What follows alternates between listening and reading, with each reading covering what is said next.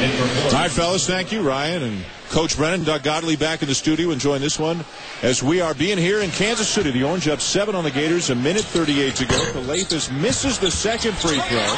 And between Anuaku and Harris, Syracuse doing a good job on the glass, and a foul to send Anuaku to the line. Syracuse has some good free throw shooters out there. Anuaku is not among them.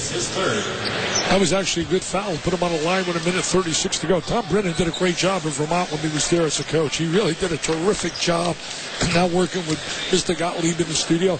Mr. Gottlieb, he can handle the basketball when he was down at Oklahoma State. They got to go in and Byron Eaton down there at the point guard slot. 2 shots the rest of the way for the Orange. Anuaku shot just 45% from the line last year. See, that was a good foul right there. They knew right away. That's through scouting. Larry Shyatt does a terrific job as an assistant coach. So does Bernie Fine on the other bench. Both those guys have been around the game of basketball. In fact, those guys have spent quite a bit of time over the years over at the 5-star camp with Howard Garfinkel. Now, let's see, right here in this possession. They're in that zone. The zone, one thing it does, it makes you take time off the clock trying to attack it. Werner, a good man to have in the middle. Kicks it back out of 3 for Walker, the freshman. It's a 4-point game. I really like Walker.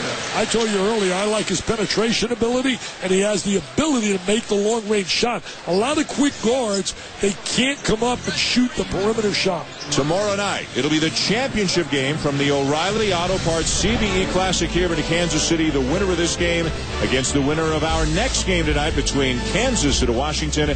The O'Reilly Auto Parts CBE Classic, a part of Feast Week, presented by Lowe's on ESPN2 tomorrow night, 10 Eastern. All 4 of these teams really getting a true evaluation as to what they really are about, because it's been Cupcake City. I used to tease Jim Boeheim about playing all cupcakes. I used to tease him about that, but you know what? Not any longer. As far as I'm concerned, he can play all cupcakes he wants because of that 18-game schedule in the Big East. And I would say, Jimmy, do it. Play the cupcakes. You got an 18-game dynamite season. Well, all 4 coaches knew this was a big step up in the caliber of competition for most of their very early games. The only team amongst the 4 that has lost a game already this year is Washington. They lost their opening game at Portland. So they're 2-1. Kansas, Syracuse, and Florida all come into this tournament or come into these games undefeated. You know, really important to get a win here in the first round. I'll tell you why. You want to get that win to get out of the way, because the one thing you want to avoid when you want to 14 tournament like this is going 0-2 as you look at your schedule right now. Well, another foul by Florida. This time it's Chris Joseph who will go to the line. Anuaku is not in the game right now, although he's getting ready to check back in. So they foul Joseph.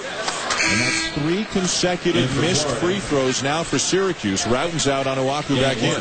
That's been a nightmare over the years. That's going to keep Florida alive. You convert those free throws, you put the game away, you put it in the books, and you tuck it away. You miss them, you just give them life. 4 straight misses for the Orange. Wow. 4 bricks in a row on a free throw line has given life to the Gators. Can they convert and take advantage? Get it to Kalathis' hands.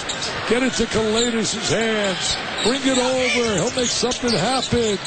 He'll make something happen.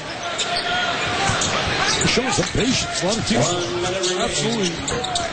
Boy, Walker not shy for a true freshman. Comes up with it, a fresh 35.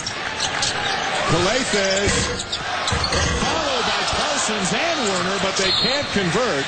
And now another foul. Walker fouls Flynn, and that's not the guy Florida wants to send to the line, but it's getting to be desperation time. They had to commit that foul, but boy, they had a couple of opportunities down there. You know, so many times kids have no clue of score, strategy, and situations. It happened in the game earlier this year. UAB against Arizona, tied game. Guy fouls the guy intentionally at the end of the game with 1 second, and it's a tied game. He said he thought they were losing at the time. I mean, kids really don't have the comprehension many a time to really, they're so in tune, just play.